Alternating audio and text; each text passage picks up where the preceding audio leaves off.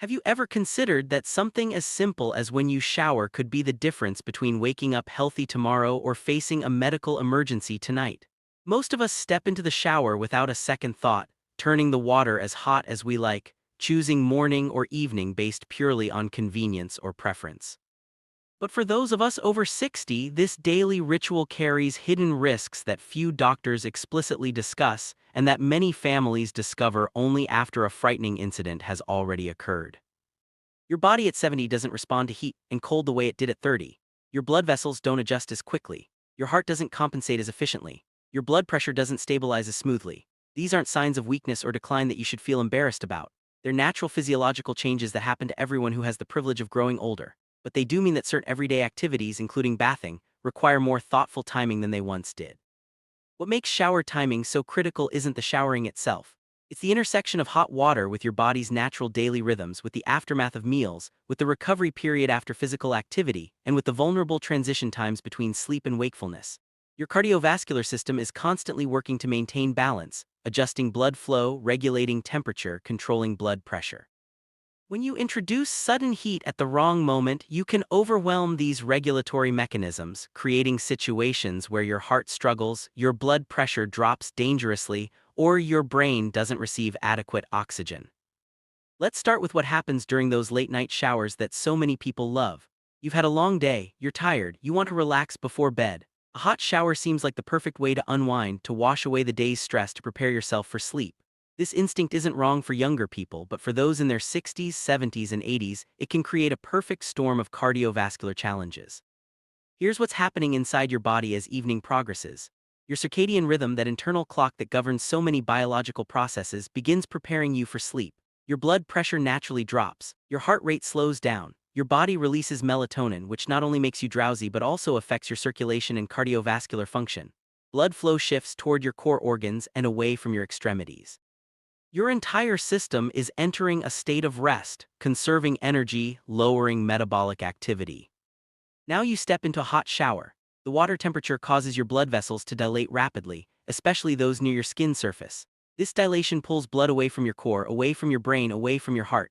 Your body tries to compensate, but remember, your cardiovascular responses have slowed with age. The sensors that normally detect blood pressure changes and trigger adjustments don't respond as quickly as they once did. Your arteries, which may have become stiffer over the years, can't expand and contract as efficiently.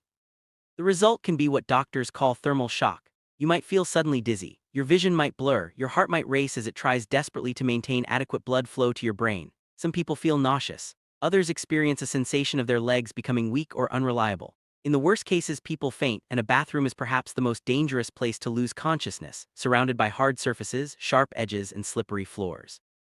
Consider Henry's story. He was 74, generally healthy, managing his blood pressure with medication, staying reasonably active. He always showered at night around 10:30 right before bed, and he liked his showers hot.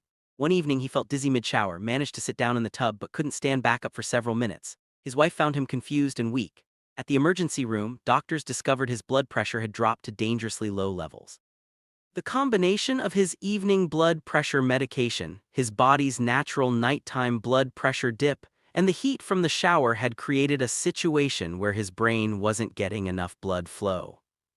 Henry was fortunate. He didn't fall, he didn't hit his head, he didn't have a stroke or heart attack. But his experience represents a pattern that emergency room doctors see repeatedly, particularly among older adults who shower late at night. The body simply can't handle the conflicting demands, the cardiovascular system preparing for rest while simultaneously dealing with heat-induced stress. If you must shower in the evening, and many people prefer to do so for practical reasons, there are ways to make it safer. First, avoid showering within 2 hours of your intended bedtime. This gives your body time to regulate temperature and blood pressure before you lie down. Second, lower the water temperature. Warm is fine, hot creates problems. You should be able to comfortably hold your hand under the water stream without any discomfort. Third, limit your shower duration to 5 or 6 minutes. The longer you're exposed to heat, the more your blood vessels dilate, the greater the cardiovascular strain. Morning showers present their own set of challenges, though different ones. When you first wake up, your body undergoes what cardiologists call a morning surge. Your blood pressure rises sharply as your cardiovascular system transitions from the low-activity state of sleep to the higher demands of being awake and active. Your heart rate increases. Stress hormones like cortisol flood your system to help you become alert. This morning surge is natural and happens to everyone, but for older adults, especially those with high blood pressure or heart disease, it represents a period of vulnerability. During this surge, your arteries must handle significantly increased pressure. If those arteries have become less elastic with age, if they've developed plaque buildup, if they're already working hard to maintain adequate blood flow, adding the stress of a hot shower can push things too far. The hot water causes your blood vessels to dilate, which normally would lower blood pressure. But during the morning surge, this dilation can create instability. Your blood pressure might drop too quickly, or the demands on your heart to pump blood through suddenly wider vessels might trigger arrhythmias, those irregular heartbeats that can range from harmless to life-threatening. Patricia learned this at 68. She was a morning shower person, had been her entire adult life. She liked the feeling of starting the day fresh and clean.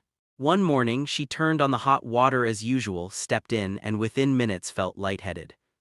She grabbed for the shower wall but missed and fell, fortunately without serious injury. Her doctor explained that the combination of her morning blood pressure surge and the sudden heat had caused her blood pressure to fluctuate wildly, resulting in inadequate blood flow to her brain for those critical seconds.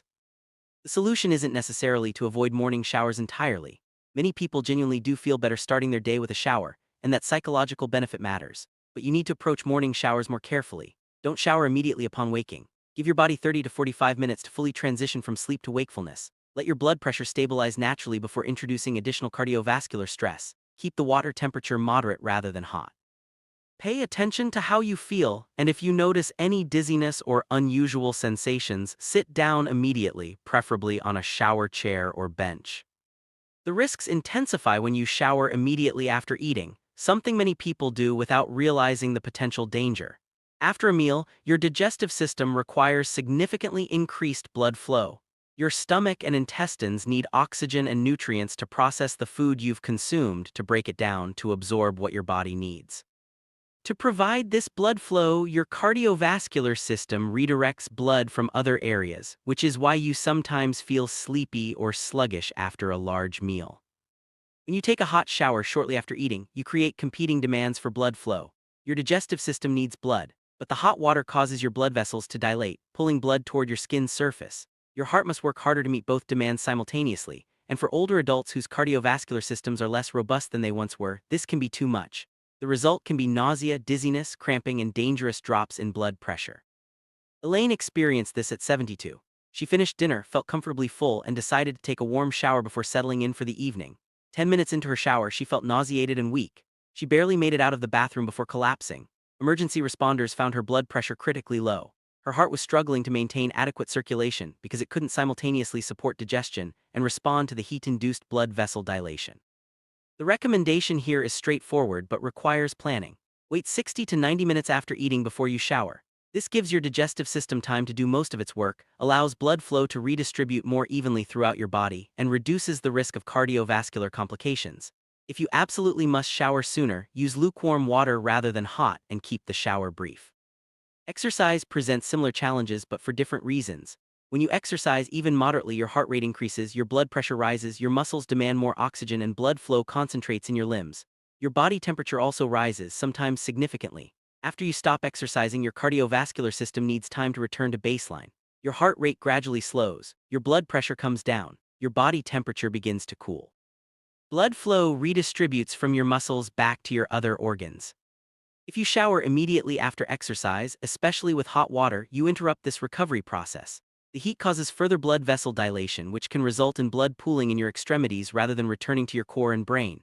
Your already elevated body temperature combined with hot water can stress your heart, potentially triggering chest pain or arrhythmias, particularly if you have existing heart disease.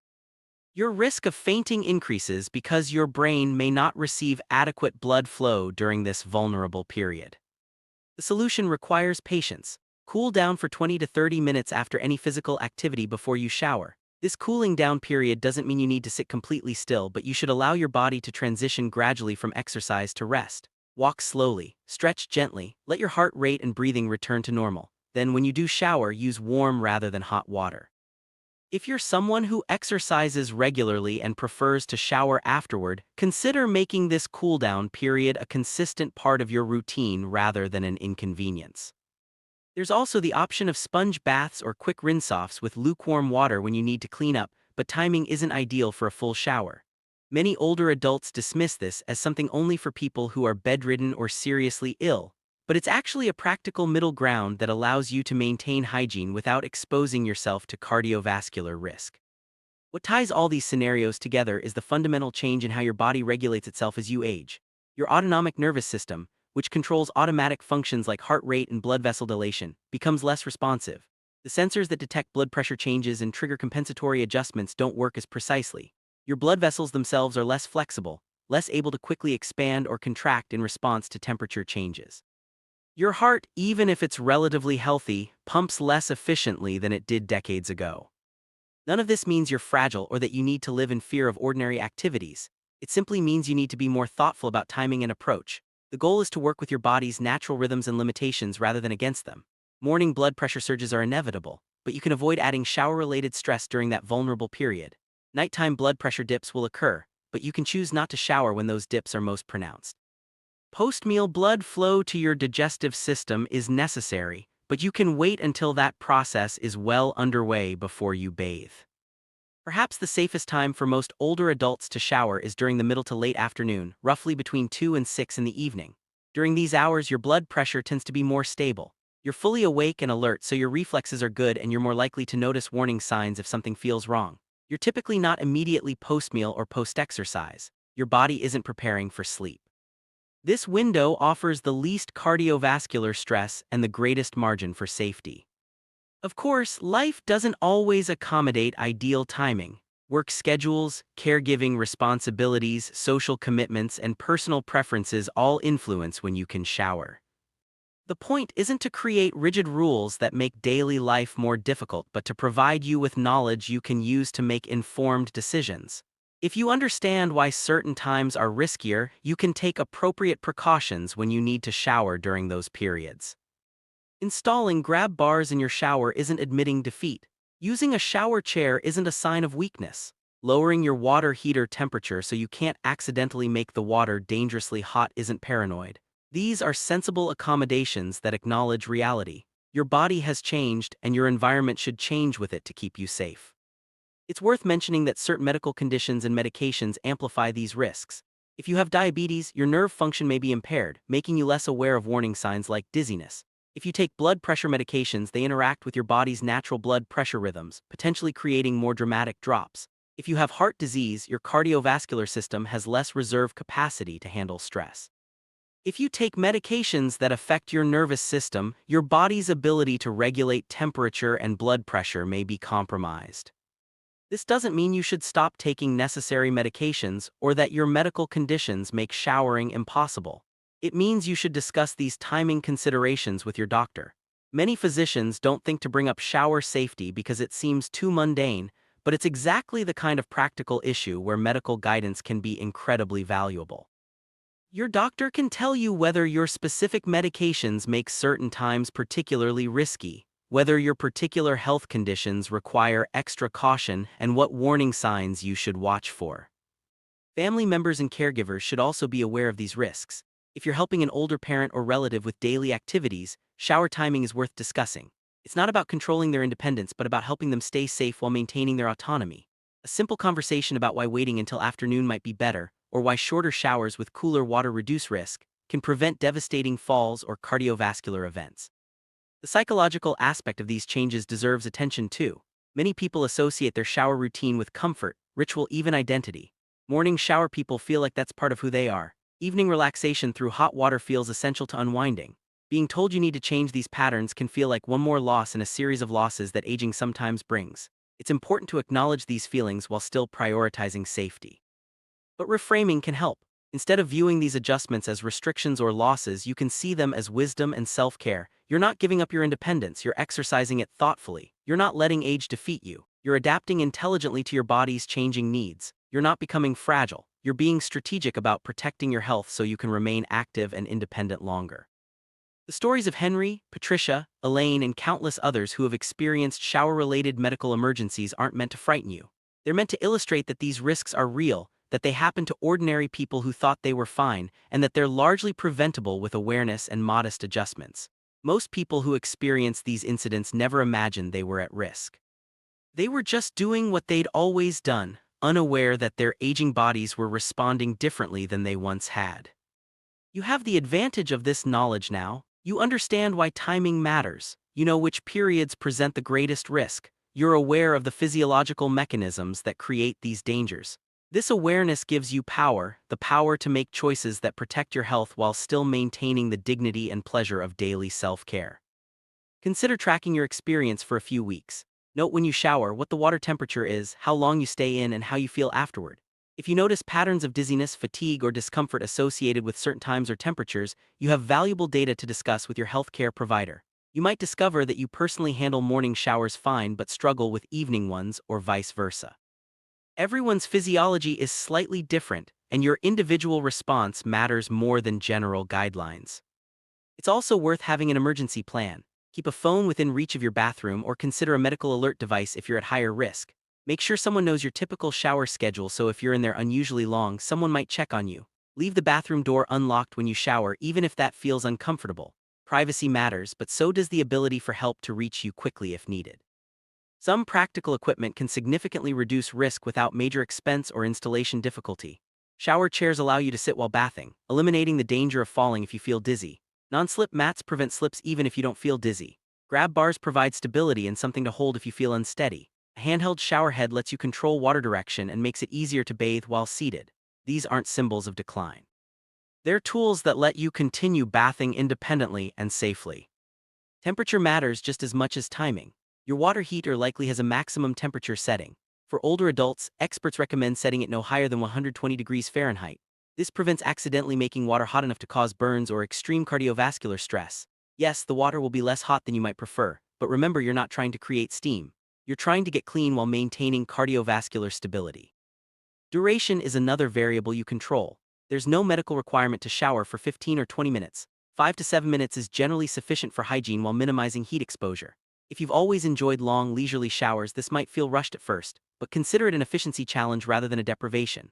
You might discover you actually feel better afterward, less overheated and drained, more energized rather than exhausted. The relationship between showering and medications deserves special emphasis because it's so commonly overlooked. Many blood pressure medications are designed to peak in effectiveness at specific times of day. If you take a morning blood pressure medication and then shower within an hour or two, you're combining the medication's blood pressure lowering effect with the hot water's blood pressure lowering effect. That combination can drop your pressure dangerously low. Similarly, evening medications combined with nighttime showers create the same risk. If you take diuretics, often called water pills, you may be slightly dehydrated, especially if you take them in the morning. Dehydration makes you more vulnerable to blood pressure drops from heat. If you take medications for heart rhythm problems, adding the stress of temperature extremes can trigger the very arrhythmias the medication is meant to prevent. None of this means you should stop taking prescribed medications, but timing your shower around your medication schedule makes sense. The broader message here is about respecting your body's signals and working with rather than against your physiology. Your body is remarkably resilient and adaptive, even in your 70s and 80s. It can handle a great deal, but it handles things better when you don't ask it to manage multiple stressors simultaneously. Showering itself isn't the problem. Showering during the morning blood pressure surge while taking blood pressure medication shortly after eating creates a perfect storm of challenges. As you integrate this information into your life, be patient with yourself. Habits formed over decades don't change overnight. You might forget occasionally and shower at your old time. That's human and normal. The goal isn't perfection but gradual, sustainable improvement. Each time you choose a better time, use cooler water, or take a shorter shower, you're reducing your risk. Progress, not perfection, is what matters. Also recognize that your needs may change over time. What works well for you at 65 might need adjustment at 75. Staying attuned to your body, noticing when something that used to feel fine now leaves you drained or dizzy, and being willing to adapt accordingly shows wisdom, not weakness. Some people need to make these adjustments earlier, others later. There's no shame in either timeline. For those of you who live alone, these considerations become even more important because there's no one immediately available if something goes wrong. This doesn't mean you can't shower safely by yourself. It means being extra thoughtful about timing, keeping emergency contact methods accessible, perhaps letting a friend or neighbor know your general routine so they might notice if something seems amiss. Independence is precious, and these precautions help you maintain it. For those of you who live with family or have caregivers, communication matters enormously. Explaining why you're changing your shower routine prevents misunderstandings. Family members worried about your safety might be relieved to know you're taking these precautions. And if you do need assistance with bathing, which some people eventually do, understanding the timing considerations helps caregivers provide that assistance as safely as possible. One final consideration is the mental health benefit of bathing. Showers and baths can be genuinely therapeutic, a time for privacy, reflection, physical comfort, and self-care. These psychological and emotional benefits are real and valuable. The goal isn't to make bathing stressful or to eliminate its pleasurable aspects, but to preserve those benefits while minimizing physical risk. When you shower at a safer time with appropriate precautions, you can actually relax and enjoy it more because you're not inadvertently stressing your cardiovascular system. So here's what I'd like you to take away from this discussion. First, shower timing isn't trivial or silly. It's a legitimate health consideration for anyone over 60, particularly those over 70. Second, the risks are real but manageable with awareness and modest adjustments. Third, you're not becoming fragile by acknowledging these risks. You're being intelligent about protecting your health. Fourth, small changes in timing, temperature, and duration can dramatically reduce risk without eliminating the comfort and cleanliness that bathing provides. Fifth, work with your body's natural rhythms rather than against them. Avoid showering during your morning blood pressure surge, your nighttime wind down, or immediately after meals and exercise. Sixth, mid to late afternoon is generally safest, but if that's not practical, take extra precautions when showering at riskier times. Seventh, cooler water and shorter duration reduce cardiovascular stress without eliminating hygiene benefits. Eighth, simple equipment like grab bars and shower chairs aren't admissions of weakness but tools for maintaining independence safely. Ninth, discuss these considerations with your doctor, especially if you have heart disease, diabetes, take blood pressure medications, or have experienced dizziness or falls. Your physician can provide personalized guidance based on your specific health situation. 10th, be patient with yourself as you adjust habits and remember that progress matters more than perfection. Your daily shower is one of countless routine activities that deserve reconsideration as you age. The same thoughtful approach applies to many aspects of life: how you manage stairs, how you reach for high objects, how you get in and out of cars, how you navigate icy sidewalks. Aging well isn't about restricting yourself. It's about making intelligent adjustments that let you remain active, independent, and healthy as long as possible. I encourage you to share this information with friends, family members, and anyone you know who might benefit from understanding these risks. Many people have never considered shower timing as a health issue. They might be unknowingly putting themselves in danger, or they might have experienced unexplained dizziness during showers without understanding why. Knowledge is protective, and sharing it extends that protection to others in your community.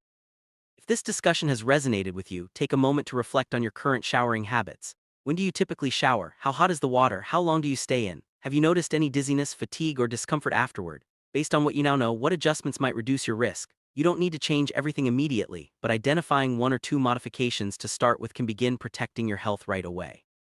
I'd love to hear your thoughts and experiences. Have you or someone you know experienced shower-related dizziness or falls? What changes are you planning to make based on this information? What questions do you still have? Share your story in the comments below. Your experience might help someone else recognize risks they hadn't considered or validate the concerns of someone who thought they were alone in facing these challenges. If you found this information valuable, please like this video and share it with others who might benefit.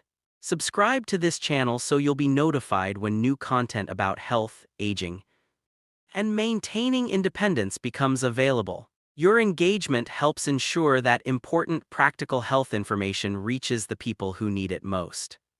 Remember, taking care of yourself isn't vanity or selfishness. It's how you remain able to care for others, to pursue your interests, to maintain your independence, and to enjoy the years ahead.